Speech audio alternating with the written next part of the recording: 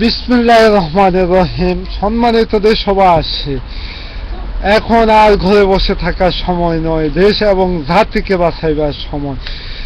আজ আমরা দিগন্ত টেলিভিশন যা সত্য এবং আলোর কথা সবসময় শুনে এসেছি, আজকে সে দিগন্ত টেলিভিশন বন্ধ হয়ে গেছে। সম্মানিত দেশবাসী, সেই মান্নাদের গানের মতো কফি হাউসের আড্ডাটা সে আজ আর নেই, কিন্তু আজ আর আমাদের দিগন্ত টেলিভিশন নেই। বাংলার মাটিতে যে সুন্দর কথা বলবে এবং সত্য কথা বলবে।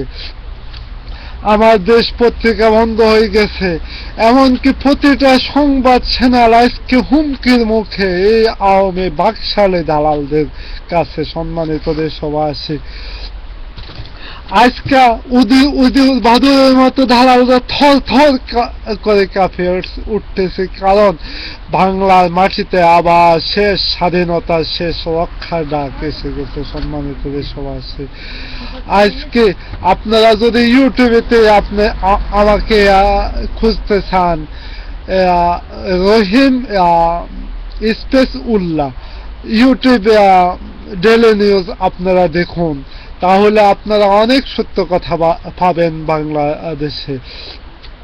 আজ ঈদুল বাদুরা যেমন থর থর করে কাঁপতেছে বাংলার বিদ্রোহী জনগণের মুখোমুখি। আমরা ওই দিনের উত্তর করে, ওই দিনকে স্মরণ করে আজকে বাংলার শেষ স্বাধীনতাকে রক্ষা করার জন্য চেষ্টা করতেছি। যেমন আমাদের ডাক দিয়েছে বাংলার বীর নবাব সিরাজউদ্দৌলা। আমরা ওই দিনের মতো মির্জাফর বংশধর ওইভাবে আমরা করব। যেখানে সন্ত্রাস সেখানে জুতা, যেখানে আওয়ামী লীগ সেখানে জুতা। আপনারা ভার প্রমাণ করে দিয়েছেন। সম্মানিত দেশবাসী, আওয়ামী সন্ত্রাসী এমপি মন্ত্রীরা বলেছে আমাদেরকে জুতা টিপে কাঁদতেছে, আর আজকে আমার হাসতে ইচ্ছে করতেছে আপনাদের কর্মকাণ্ড দেখে। আপনারা দেশকে এত ভালোবাসেন, জাতিকে এত ভালোবাসেন, দেশ নেত্রী বেগম খালেদা জিয়াকে আপনারা এত ভালোবাসেন।